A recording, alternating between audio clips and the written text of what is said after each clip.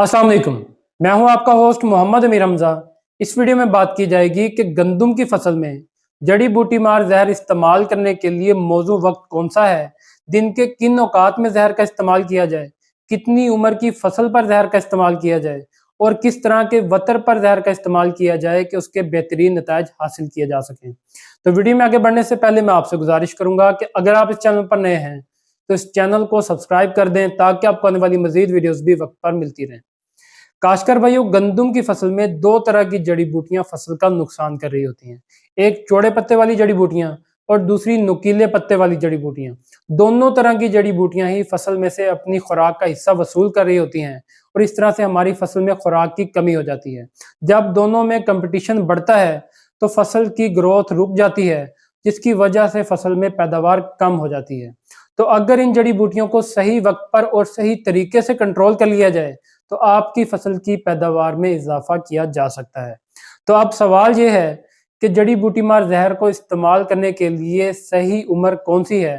तो जब आपकी फसल 40 से 45 दिन की हो जाए तो ये बिल्कुल मौजूद वक्त होगा कि आप जड़ी बूटी मार जहर का इस्तेमाल करें और इससे आपकी फसल में जड़ी बूटियां भी कंट्रोल हो जाएंगी और फसल पर जड़ी बूटी मार जहर का स्ट्रेस भी कम से कम आएगा।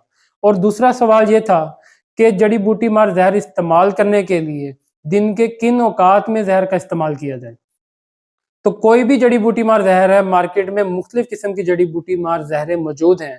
सब जहरों को इस्तेमाल करने के लिए जो सही और मौजू वक्त है वो दोपहर का वक्त होता है, यानी कि 12-1 बजे का वक्त। उस वक्त सूरज अपने जोबन पर होता है और फसल पर मौजूद जो नमी, जो शबनम के कतरे होते हैं वो भी काफ़ी हद तक खुश्क हो चुके होते हैं।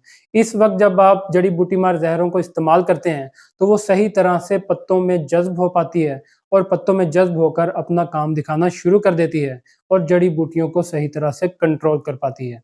अब तीसरा सवाल यह था कि जड़ी बूटी मार जहर इस्तेमाल करने के लिए वतर कैसा होना चाहिए, किस तरह के वतर पर इस्तेमाल किया जाए कि उसके अच्छे नताज मिल सकें।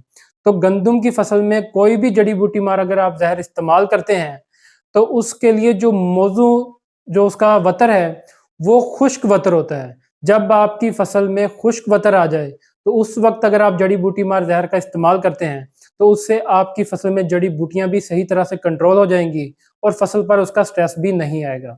अगर आप तर वतर पर जड़ी बूटी मार जहर का इस्तेमाल करते हैं तो उससे आपकी फसल पर जड़ी बूटी मार जहर का स्ट्रेस आएगा और आपकी फसल पिलपलाहट का शिकार हो जाती है।